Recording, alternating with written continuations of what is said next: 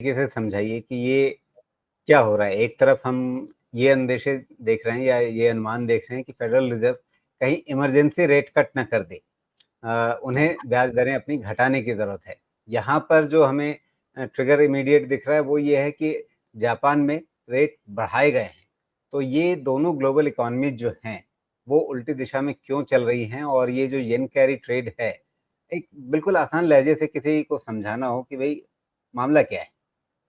नहीं देखिए, ये मैंने वैसे तो जो शुरुआत में बोला, वो यही बोला कि अच्छा जापान ने बढ़ाया क्योंकि वो बहुत सालों से 0% पे थे। तो उन्होंने बढ़ाने को तो 25 बेसिस पॉइंट्स बढ़ाया है। सुनने में बहुत कम लगता है, अब इंडिया में तो देखिए 25 बेसिस पॉइंट्स भी मुझे लगता है कि इस मॉनेटरी पॉलिसी में नहीं हो, बट आने वाले दिनों में होंगे।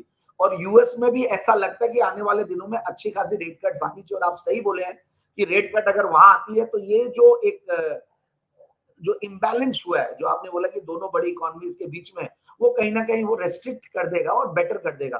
तो क्या होता है कि जिन्होंने जापानीज येन में बोरो करके यूएस में सामान खरीदा और अब जब उनको कन्वर्जन करना पड़ रहा है क्योंकि 12% बढ़ गया येन, तो उनको 12% पैसा कम मिलेगा, तो वो एम टू एम लॉसेस को मीट नहीं कर पा रहे हैं, तो वहां पे सेलिंग आ रही है। ये एक रीजन है। तो ये मतलब अब कुछ तो देखिए बहुत ज्यादा, इससे ज्यादा मैं साधारण लैंग्वेज में नहीं समझा पाऊंगा, but yes, rate of interest एक तरफ बढ़ी है जी, तो इक्विटी मार्केट्स के लिए खराब है, दूसरी तरफ रेट ऑफ जी। इंटरेस्ट घटेगी तो इक्विटी मार्केट्स के लिए अच्छा है।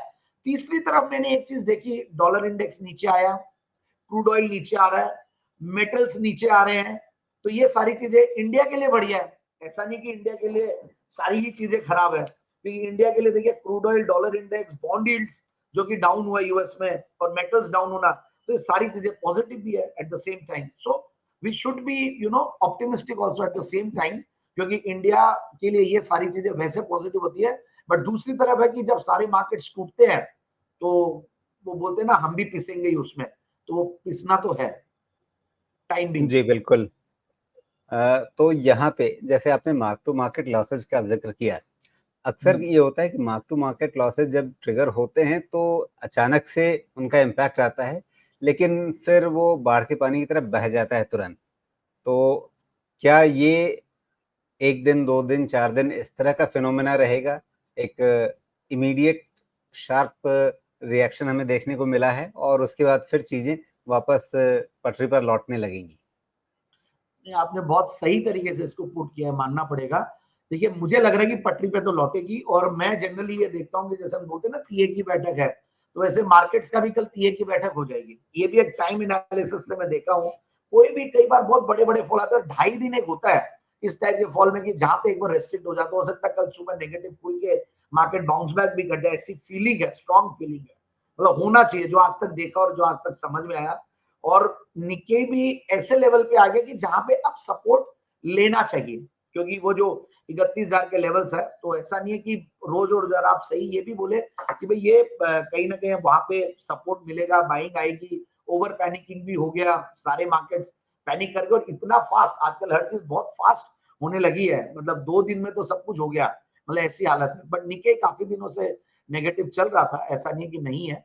सो आई थिंक कहीं ना कहीं एक सपोर्ट कल या परसों तक, 1-2 दिन में होगा, क्योंकि एम टू एम पेमेंट्स के टाइम पे शार्प पोजीशंस अनवाइंडिंग होती है, तो उस टाइम पे अननेसेसरली कई स्टॉप लॉसेस ट्रिगर होते हैं या कई सौदे कटने होते हैं, तो उसकी वजह से प्राइस नीचे आती रहता है।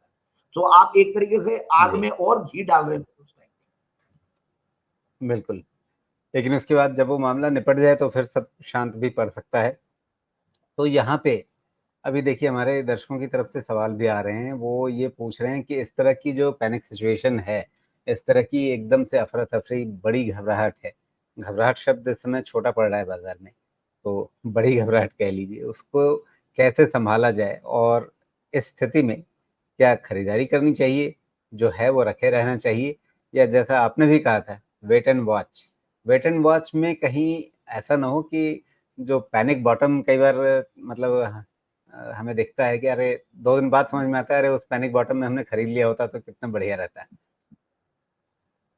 देखिए, बॉटम को कैच करना और टॉप पे निकलना ये इतना इजी काम नहीं है। हम भी दिन भर बैठे रहते हैं, दिन भर एनालिसिस करते हैं, बहुत सारे स्क्रीनर्स, स्कैनर्स, इंडिकेटर्स बहुत कुछ लगा रखे हैं, टीम भी बैठी हुई है, तो भी मैं नहीं बोल सकता कि कल ये बॉटम हो जाएगा। आपको you have to be near right और you have to be lesser wrong. फंडा यही है मार्केट में। तो आपको कोशिश ये करनी कि हम स्टैगर्ड वे में थोड़ी थोड़ी बाइंग कर सकते हैं, but at the same time मैं ये बोलूंगा कि वेट एंड वॉच। बाउंस भी कर जाए तो ऐसा नहीं कि सारे स्टॉक एक साथ भाग जाएंगे, और 2-4% अगर भाग भी गए तो फर्क क्या पड़ना है, आप बाद में घुस जाइए। मतलब आपको सारा बेस्ट रिटर्न, टॉप रिटर्न बनाना कोई जरूरी नहीं है। ये एक प्रोसेस होता है, धीरे धीरे एंट्री होती है, धीरे धीरे एग्जिट होती है। मतलब आप सारा ऐसा, मैंने तो बहुत कम ट्रेडर देखे कि एक साथ पूरा जीरो कर दिया। क्या क्या निफ्टी में, बैंक निफ्टी में पोजीशंस है तो बात अलग है, बट हम तो यही कहते हैं कि लिवरेज पोजीशंस में भी अगर कोई है तो आप अपना, वो आदमी एक अलग स्ट्रैटेजी खेलेगा, ट्रेडर है वो अलग स्ट्रैटेजी खेलेगा, एफएनओ में ट्रेडिंग कर रहा है तो उसकी अलग स्ट्रैटेजी है, कैश मार्केट में ट्रेडिंग कर रहा है तो उसके लिए अलग स्ट्रैटेजी है। सबके लिए रामबाण या निवारण का दवा एक नहीं है।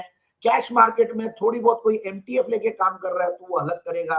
प्योरली अच्छे पोर्टफोलियो पे बैठा तो मैं बोलूंगा कुछ करो ही मत, बल्कि अगर आपके पास कैश पड़ा है तो नीचे के लेवल पे उसको धीरे धीरे स्टैगर्ड वे में बाइंग करते रहें। So strategy is different, but at the same time मैं यही बोलूंगा शॉर्ट सेलिंग अननेसेसरली नहीं करनी चाहिए, और जिनको लेना है थोड़ा सा वेट एंड वॉच करें, और जिनके पास है फंडामेंटली स्ट्रॉन्ग स्टॉक्स, बहुत महंगे स्टॉक्स से हो सकता है कि निकल के थोड़े करेक्टेड स्टॉक्स में और सस्ते स्टॉक्स में घुसने की कोशिश करें, वो ज्यादा बेहतर स्ट्रैटेजी रहती है। जी।